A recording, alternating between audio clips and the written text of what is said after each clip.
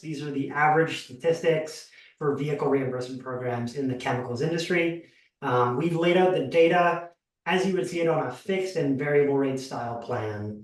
So the average total allowance in the chemical industry from January 2023 till last week when we pulled the data was $847.30 for an average monthly mileage of 1,343 miles.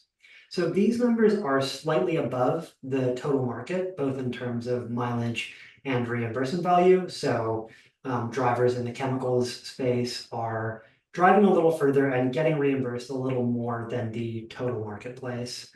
So the average fixed rate, so that's the tax-free eligible allowance portion that drivers get every month, no matter what, was $450.40 per month, while the average variable rate was 31 cents per mile. So those are the benchmarks for your industry. I hope this information is interesting to you. Awesome. And it's also worth noting again that every company is different and so are their budgets. So here's an example of some rate configurations across chemical companies, averaged by driver and year to date. So there's going to be a lot of different factors here.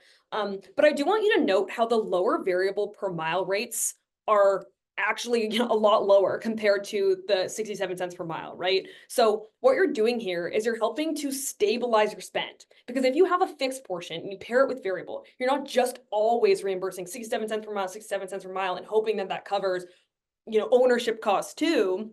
You're not overinflating payments. The fixed reimbursement is very fair. It makes sure that their base costs are covered, and then variable is appropriate for real need.